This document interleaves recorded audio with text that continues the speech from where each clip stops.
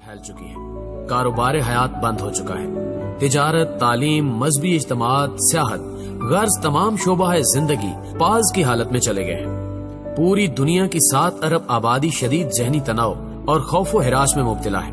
بیماری کی نہ تو علامات واضح ہیں نہ ہی وجوہات، بیماری کا ٹیسٹ بھی تاحال ممکن نہیں۔ کم ترقی یافتہ ممالک تو دور، ترقی یافتہ ممالک بھی اس وبا سے مقابلہ کرنے کی صلاحیت نہیں رکھتے۔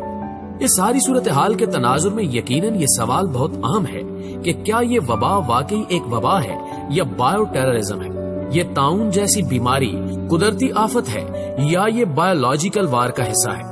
یہ ایک سانحہ ہے یا باقاعدہ پلانڈ سازش؟ میں پہلے بھی عرض کر چکا ہوں کہ میں کانسپائریسی تھیورسٹ ہوں، میری رائے سے سب کا اتفاق ضروری نہیں، تاہم اپنی گزارشات آپ کے سامنے ضرور رکھنا چاہوں گا۔ ناظرین گرامی، میرے نزدیک موجودہ وبا ایک مکمل پلان کے تحت دنیا بھر میں پھیلائی گئی ہے، جس کے پیچھے عالمی خفیہ شیطانی تنظیم ایلومیناتی کا ہاتھ ہے۔ ایلومیناتی اور فری میسن وغیرہ کی تفصیلات کسی اور وقت، مگر مختصراً یہ بتاتا چلوں کہ یہ عالمی خفیہ شیطانی تنظیم ہے۔ اس کو چند انتہائی طاقتور خاندان پس پردہ رہ کر چلا رہے ہیں۔ یہ لوگ کسی مذہب کے پیروکار نہیں بلکہ براہ راست شیطان کے پجاری ہیں اور اسی کی ہدایات پر چلتے ہیں۔ کچھ لوگ بظاہر یہودی ہیں اور کچھ عیسائی۔ اس تنظیم کا سب سے اہم مقصد یہودیوں اور یہود نواز اور مذہب بیزار عیسائیوں کی مدد سے دجال کی آمد اور اس کی مطلق العنان حکمرانی کی راہ ہموار کرنا ہے۔ اس بنیادی مقصد کو حل کرنے کے لیے انہوں نے نیو ورلڈ آرڈر کے نام سے ایک منصوبہ بنایا ہے۔ یہ ایک انتہائی شاطرانہ شیطانی منصوبہ ہے جس کے بہت سے حصے اور بہت سے سٹیپس ہیں، اور یہ ملٹی ڈائمینشنل ہے۔ اس پورے منصوبے کا لب لباب یہ ہے کہ دنیا میں 1 ورلڈ گورنمنٹ کا قیام، دنیا میں 1 ورلڈ ریلیجن کا قیام، دنیا میں 1 ورلڈ کرنسی کا نفاذ، اور آخر میں 1 ورلڈ لیڈر پہ اتفاق کا قیام، یعنی دجال کو حاکم اعلیٰ تسلیم کروانا۔ دوستو، ان مقاصد کو حاصل کرنے کے لیے پلان کو مزید چھوٹے پلانز میں تقسیم کیا گیا ہے، جن میں سب سے خطرناک پلان دنیا کی آبادی کو 7 ارب سے کم کر کے 1 ارب یا 50 کروڑ تک لانا ہے، اور یہی وہ منصوبہ ہے جس کا براہ راست تعلق اس وبا سے ہے۔ دنیا کی آبادی کو کم کرنے کے شیطانی منصوبہ سازوں کے نزدیک متعدد فوائد ہیں۔ ایک یہ کہ کم آبادی کو کنٹرول کرنا نسبتاً آسان ہوگا، بعد ازاں ان میں چپ انسٹال کر کے ان کے بیہیویئر کو مانیٹر کرنا زیادہ آبادی کی نسبت بہت آسان ہوگا۔ دوسرا یہ کہ زیادہ آبادی کو مذہب سے دور رکھنے کے لیے نفسیاتی طور پر تیار کرنا مشکل ہے بنسبت کم آبادی کے، نیز کم آبادی پہ اپنا کلچر امپوز کرنا بھی زیادہ آبادی کی نسبت آسان عمل ہے۔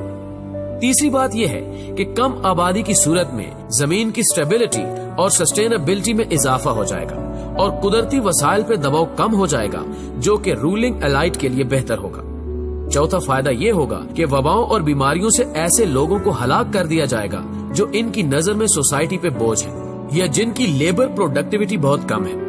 اس انداز سے انہیں جوان طاقتور لیبر فورس لمبے عرصے تک میسر رہا کرے گی جس کو یہ استعمال کر سکیں گے۔ اس نقطے پہ مزید تحقیق کے لیے ٹرانس ہیومنزم پہ ریسرچ کیجئے، یوٹیوب پہ چند اہم ویڈیوز اس پہ موجود ہیں۔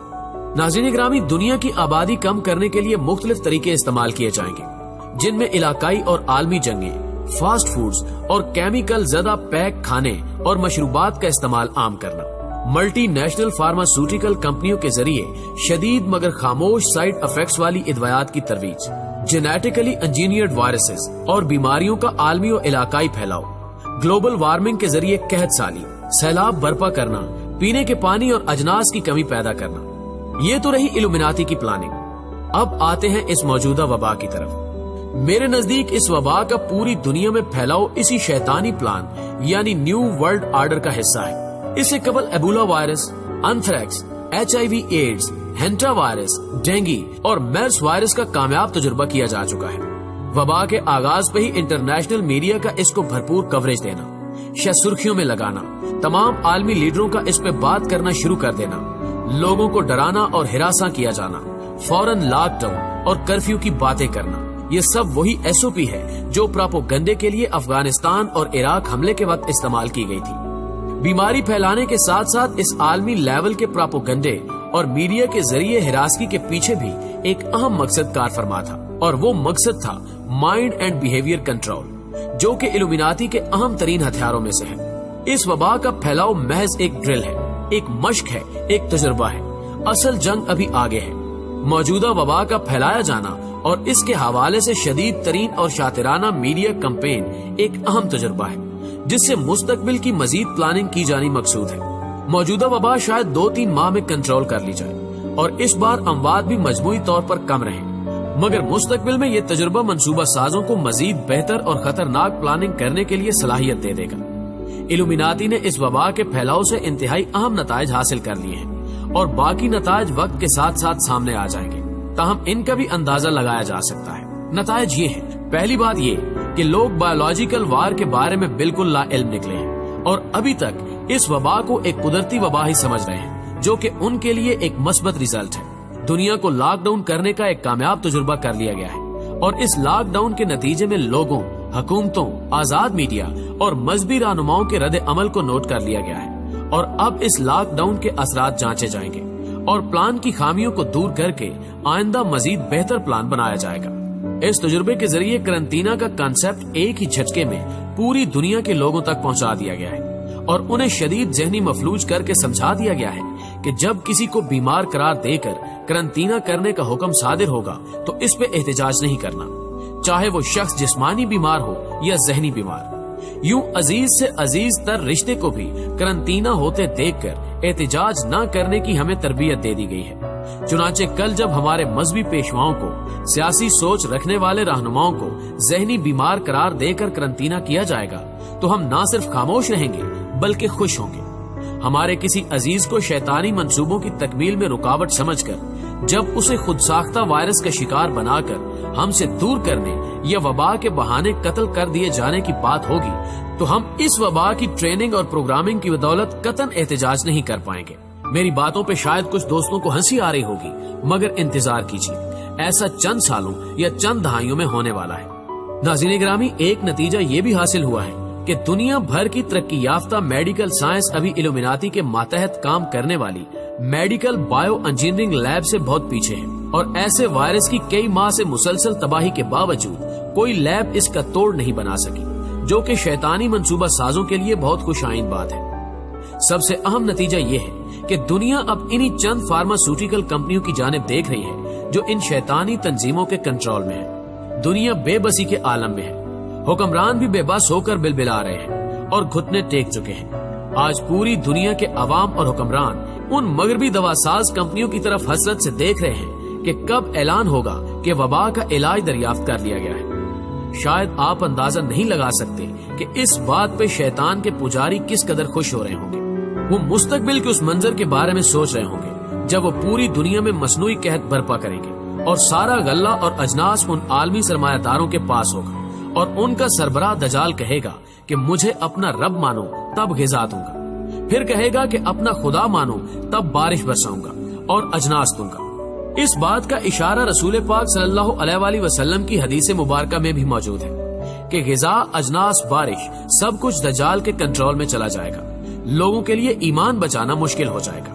پہلے بھی ایک ویڈیو میں عرض کیا جا چکا ہے کہ آنے والے سالوں میں وہی قوم سپر پاور کہلائے گی جس کے پاس genetic engineering, biotechnology, medicine and pharmaceutical, biomechanic technology and research ہوگی۔ اگلی جنگیں جہاں روایتی جنگی ساز و سامان سے لڑی جائیں گی، وہاں میڈیکل انڈسٹری انتہائی اہم کردار ادا کرے گی۔ یاد رکھیں کہ عالمی شیطانی تنظیموں کی بھی بہت سی کمزوریاں ہیں، جن میں سے ایک میس اویئرنیس ہے۔ جتنے زیادہ لوگ ان کے شیطانی منصوبوں سے آگاہ ہوتے جائیں گے، ان کے شیطانی منصوبے اتنی ہی جلدی منظر عام پر آئیں گے اور انہیں شدید مذمت کا سامنا کرنا پڑے گا۔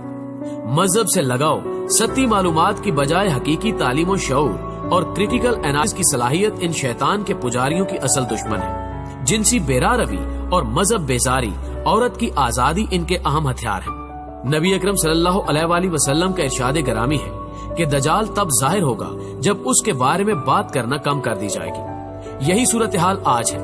دجال کی بات کی جائے تو لوگ اسے ہنسی مذاق میں اڑا دیتے ہیں۔ یہ وہ فتنہ ہے جس کے شر سے صحابہ اور دیگر انبیاء تو ایک طرف، خود انبیاء کے سردار ہمارے پیارے نبی محمد صلی اللہ علیہ وآلہ وسلم نے پناہ مانگی ہے۔ موجودہ وبا دجال کے شرور میں سے ایک شر ہے اور یہ محض ایک جھوٹا لیبارٹری ٹیسٹ ہے۔ ابھی اصل وبائیں آنا باقی ہیں۔ جو بے بسی ہم محسوس کر رہے ہیں یہ کچھ بھی نہیں ہے۔ आने वाले दजाली फितने और शर इससे कहीं बढ़कर होंगे। माज़अल्लाह, अंदाजा लगा लीजिए कि दजाल के शर कैसे होंगे और क्या वजह हुई होगी कि अंबिया ने भी उससे पनाह मांगी है। प्यारे दोस्तों, जरूरत इस अमर की है कि मुसलमान संभल जाए और यकजा हो जाए। अरब शहजादे अयाशियों और गैर जरूरी इमारात बनवाने की बजाय मुस्लिम ममालिक में तालीम और तहकीक पे दौलत खर्च करें और यहाँ medical science, medicine, bio engineering और जेनेटिक इंजीनियरिंग के शोबों में मुहारत हासिल की जाए और ऐसे दजाली हमलों से बचने और अवाम में अमूमन और मुसलमानों में खसूसन कुव्वत मुदाफियत बढ़ाने वाली नेचुरल इदवायात की तैयारी मुमकिन बनाई जाए ताकि मुसलमानों को मगरिब की जानिब न देखना पड़े और सख्त तरीन हालात में भी शैतान के पुजारियों के सामने घुटने न टेकने की जरूरत पड़े। तब तक वेल डन इल्यूमिनाती, तुम इस तजर्बे में कामयाब रहे, मगर याद रखना तुम अपने मंसूबे बनाते हो और मेरा रब अपने मंसूबे बनाता है और बेशक अल्लाह बेहतरीन मंसूबा साज है। दोस्तों, मुझे पूरी उम्मीद है कि आज की वीडियो आपके इल्म में खातिर खा इजाफे का बायस बनी होगी। अगर आप मेरी बातों से इत्तेफाक करते हैं तो इस वीडियो को अपने दीगर दोस्तों के साथ ज्यादा से ज्यादा शेयर करते हुए उन्हें भी आगाही फराहम कीजिए और कमेंट बॉक्स में वीडियो के हवाले से हमें अपनी कीमती तजावीज़ से जरूर आगाह रखिएगा। आज की